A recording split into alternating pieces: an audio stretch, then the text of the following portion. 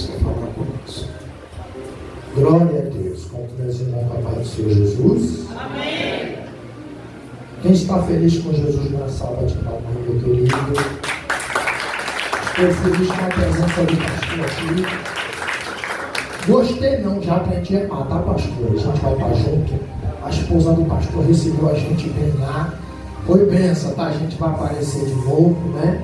Estou feliz com a jovem ali, neta da nossa missionária Valdineide, né? Benção. Foi você que estava lá no lar, né? Então é sinal que você recebeu da parte do Senhor. É sinal que você recebeu da parte do Senhor. E isso é bom, né? Isso é bom. Aleluia. Abre a sua Bíblia comigo, Mateus capítulo 8, e versículo 5. Eu preciso de 15 minutos para passar o que Deus mandou entregar para a igreja nessa noite. Aleluia. Não preciso de muito tempo, de 15 minutos, para que Deus venha falar com a igreja. Aleluia. Todos acharam? Mateus capítulo 8, versículo 5. Aleluia. Livro de Mateus, aleluia. Mateus, nos seus livros sinóticos, como é que faz parte do livro sinótico de Mateus? Mateus, Marcos, Lucas.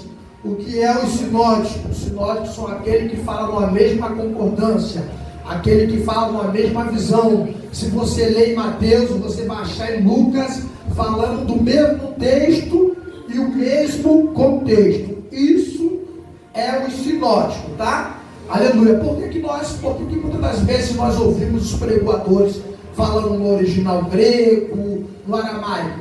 Porque em si a Bíblia, no seu literal, ela foi escrita no hebraico, no grego e por si no aramaico. Só que ela foi transliterada para a linguagem de hoje, para que nós viemos entender. Por isso que muitas das vezes você ouve um pregador falando, ó, e lá no original grego não significa isso, porque hoje a gente tem a nossa Bíblia transliterada para a nossa língua, para que nós viemos entender, mas tem os teus originais, aleluia. Mateus, aleluia.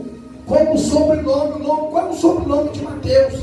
Levi. Mateus tinha como teu sobrenome Levi. O significado é dádiva de Deus. O significado de Mateus é dádiva de Deus. Quem encontrou aí Mateus no teu capítulo 8, do teu versículo 5, um texto bem conhecido pela igreja, aleluia.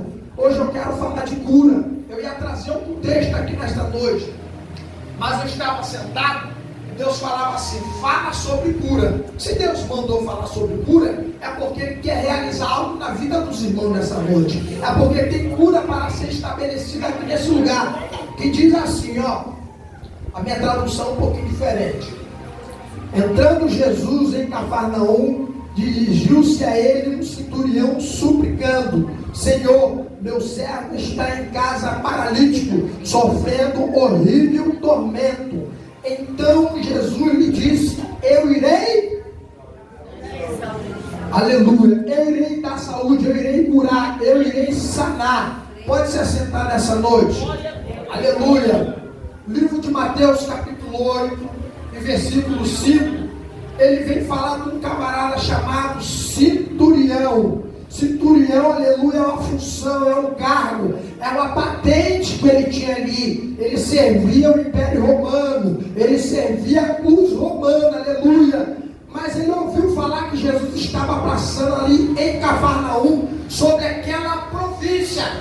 Mas o que eu quero dizer nesta noite sobre a cura, aleluia, foi estabelecida uma cura sobre aquele lugar, foi estabelecida uma cura sobre uma vida de uma pessoa. Mas eu costumo dizer, todo mundo precisa de uma cura hoje em dia. É cura física, é cura espiritual, é cura carnal, mas amado, a maior cura que tem que acontecer na sua vida é de dentro para fora.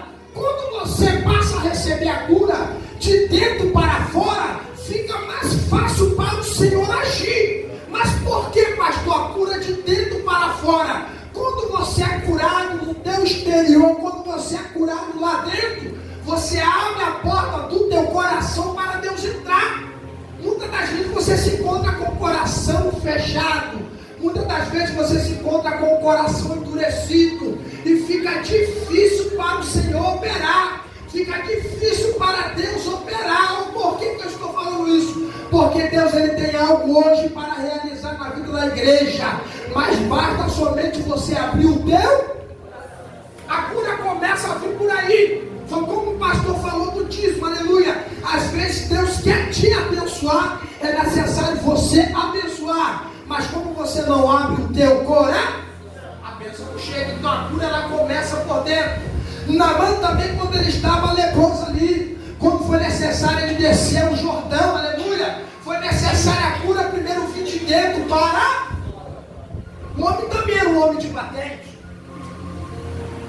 Deus manda Naamã mergulhar, por quê? Porque algo tinha que ser quebrado, o orgulho dele tinha que ser quebrado. E o orgulho não se quebra com os olhos carnais. O homem não pode quebrar o orgulho de outro homem. Só quem pode fazer isso é a pessoa do Espírito Santo. Só quem pode agir no teu âmago, só quem pode agir no teu íntimo é a pessoa do Espírito Santo. Porque Deus conhece o coração do homem. Você olha a fisionomia, você olha a face, você olha a forma que a pessoa se veste. Talvez você olhe até o carro que a pessoa tem, mas mal você sabe que ela está podre por dentro. A depressão bate, a angústia bate, mas Deus ele bate um raio-x, Deus ele bate um check-up. Mateus capítulo 8, versículo 5 vem nos dizer que o centurião ouviu falar que Jesus estava passando sobre a cidade ali de Cafarnaum, mas sobre a casa dele havia um empregado dele enfermo acamado. Havia um empregado dele enfermo acamado. Tinha muito tempo, mas ele ouviu falar que Jesus estava passando por ali. Imediatamente ele foi até a pessoa de Jesus. E ao encontrar Jesus, o que me chama a atenção, que ele conta tudo para Jesus, é isso. Só que Jesus, ele só fala uma palavra: eu vou curar. Mas o centurião só fala assim: Senhor, meu criado está enfermo em casa. E Jesus fala que ele iria curar. Mas algo me incomodou de esse centurião ir até Jesus, irmão. Por quê? Ele serviu o império pagão. Ele não servia a Jesus. Ele serviu o império romano. E pela classe social e pela classe patente dele, ele não poderia fazer aquilo, ele não poderia ir até Jesus. Porque Jesus, desde a sua nascença, desde berço, Jesus é perseguido pelo Império Romano. E Jesus, com as suas atitudes, acabava ameaçando o Império Romano. E como ele serviu o Império Romano, jamais ele poderia chegar até para a visão dele, para que outras pessoas iriam olhar, iriam ver a atitude do centurião. Ele não poderia chegar até Jesus. Mas o que me incomodou foi isso. Eu falei: Senhor, o camarada não era crente, o camarada não servia, ele serviu o Império Romano. E ele se posicionou para ir até o Senhor. Eu quero te dizer nesta noite, irmão, se Deus está mandando você pregar a palavra do Senhor, prega. Se Deus está mandando você dar um abraço, dá. Se Deus está mandando você visitar um lar, visita. Porque sabe, querido, você representa a pessoa do Espírito Santo. Você é embaixador de Cristo aqui na face da terra. Eu aprendi uma coisa: onde Jesus chega, algo diferente tem que acontecer. O nome de Jesus já percorria, preste bem atenção. E você que serve ao Senhor, o teu nome vai percorrer para as pessoas que necessitam. Quando alguém ouvir falar do seu nome, opa, eu vou lá na casa daquele pastor, vou lá na casa daquele irmão, porque eles são homens de Deus e mulheres de Deus. Em ouvir o teu nome, o coração já vai se quebrantar, porque eles sabem que vocês são usados. O coração do centurião já estava quebrantado devido à fama de Cristo. A fama de Jesus, por onde ele passava, corria. A fama de Jesus, por onde ele andava, percorria a fama de Jesus. Mas somente o centurião, ele creu, chega para Jesus e conta a situação dele. O meu criado está enfermo, está acamado. E Jesus só fala assim para ele: eu vou curar. Só que me chama a atenção, irmão, que o centurião, ele é patrão. Ele é patrão, ele é chefe. E o texto nos fala que ele tinha soldados ao comando dele. Se mandasse para a esquerda, iria. Se mandasse para a direita, também iria. Ele tinha pessoas ao comando dele, ele poderia mandar alguém. Mas quando o negócio é com você, meu irmão. Não adianta mandar outro, o negócio é com você. Porque através de você aí tem a conversão na sua família. Através de você aí tem uma libertação na sua família. E o mais impressionante é que ele vai até Jesus. Mas ele era patrão. E o centurião era empregado, irmão. Onde é que no século XXI hoje o patrão faz isso pelo seu empregado? Qual é o patrão que faz? Deixa eu te fazer uma pergunta. Você chega, a irmã sempre trabalha, você chega um ano certinho, todo horário ali certinho, na empresa. Passa 2 dias chegando 20 minutos, atrasado. Fica doente. Quando você já chega, fica doente 2 meses seguidos. Já começa a te olhar com um olhar torpe. Já começa a te olhar com outra visão. Pega isso aqui, irmão. Deus, ele tem uma cura na sua vida. Mas para que você venha ser curado hoje, começa de dentro para fora. Começa a arrancar aquilo que te impede de chegar à pessoa do Espírito Santo. Aleluia. Tem algo que está te impedindo no teu íntimo, amado. Tem algo que está te impedindo que você já chegar na pessoa do Espírito Santo. E hoje a primeira cura que eu quero citar na sua vida é a cura espiritual. Deus tem uma cura espiritual para realizar na sua vida nessa noite. A segunda cura que eu quero entregar na sua vida é a cura conjugal na área do teu casamento. Porque é primazia Deus agir no meio do casamento, mas também é primazia o Satanás ele querer derribar os casamentos. Porque a base, amado, é o pilar, é a família. Deus tem uma cura no teu casamento.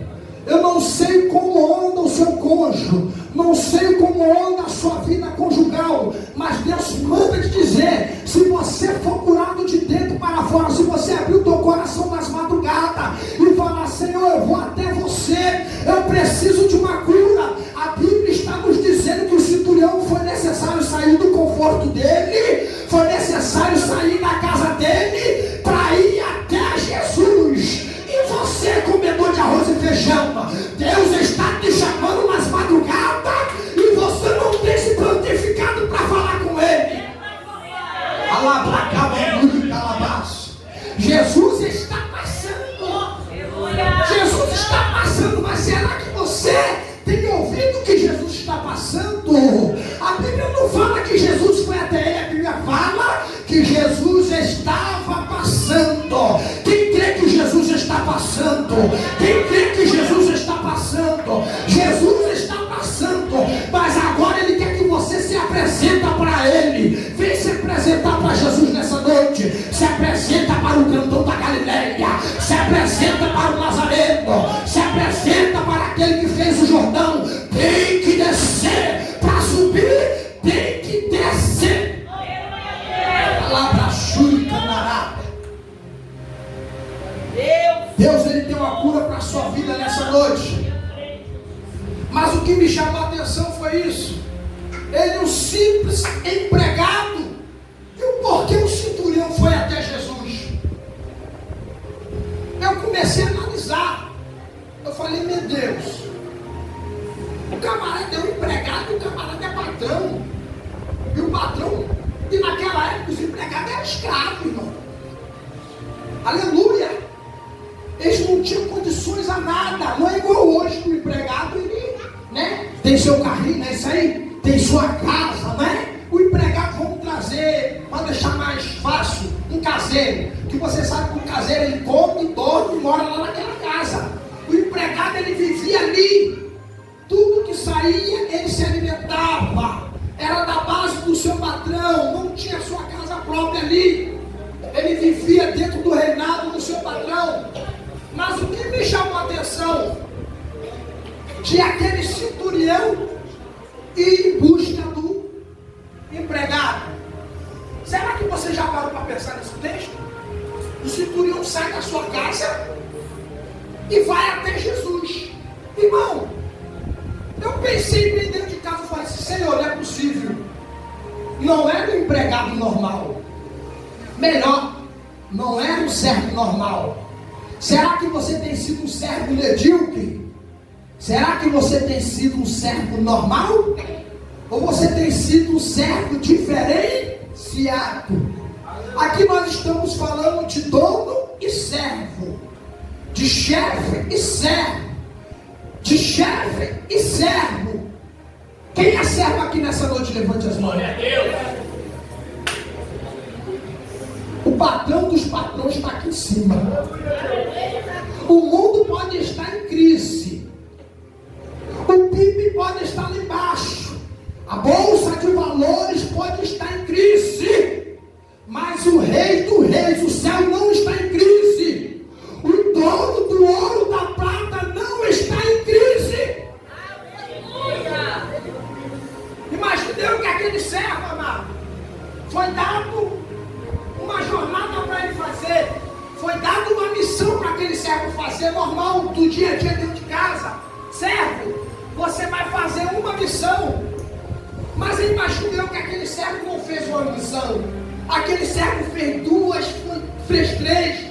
Deram uma légua para aquele servo andar, mas ele andou duas, ele andou três. Eu conjecturando nesta noite. Se Deus te mandou fazer uma, amado, se o pastor te pediu uma coisa, fala com ele: eu quero fazer mais. Eu quero fazer mais. Eu posso fazer mais. Para você poder chamar a atenção do Senhor, você tem que se apresentar. Glória a Deus. E como é que você tem se apresentado a Deus? Era um empregado. Para que o chefe dele viesse ter os olhos para ele, é sinal que aquele empregado agradava a ele, pastor. Será que você tem agradado o teu chefe? Será que você tem agradado o seu pastor? Porque isso é semear, irmão. Você chegar no mês, pastor, toma um presente aqui, isso aqui é semear. Isso é semear. Se você for esperto, irmão, deixa de ser bobão. Se você for uma pessoa esperta, você já chega lá: bom, pastor, não, pastor, vou te ajudar, deixa eu pegar na sua mão. Vamos ali, pastor. Isso é real, irmão. Isso é semear, pastor. Não precisa pagar hoje, não, que eu vou pagar para você, pastor. Isso aí é semear. Quando você semeia na vida do seu líder, na vida do seu pastor, quando você semeia na obra de Deus, quando chegar o teu dia as mãos, o seu pastor vai estender as mãos. Deus vai estender as mãos para você, assim como aquele centurião estendeu as mãos para o servo dele. E a Bíblia nos relata que Jesus disse para ele: eu irei curá-lo. E o centurião fala assim: mas não sou digno que tu entra dentro da minha casa. Eu sei, pai, olha que coisa tremenda, o camarada nem crente era. Mas Jesus, eu sei que uma palavra que tu vai falar, o meu empregado vai ser curado. Pastor, olha o que o empregado fez. O empregado fez o patrão ter fé. Você está entendendo o negócio, irmão? A tua atitude, ela vai gerar uma reação boa. A tua atitude, ela vai gerar uma reação boa na presença de Deus. E Jesus olha e fala assim: rapaz, não encontrei fé em Israel como encontrei nesse camarada. Encontrei, e o texto lá no final ainda vai dizer que até aqueles que dizem que é escolhido não sobe. Por quê? Coração avarento, coração amarrado, coração duro. O texto final nos diz que antes de ele chegar na casa dele, o rapaz foi curado. Antes de ele chegar na casa dele, o empregado dele foi curado. Irmão, quem crê que antes de você chegar na sua casa, a cura está lá? Quem crê, dá glória, dá glória, dá glória, dá glória. Eu agradeço a oportunidade em nome de Jesus.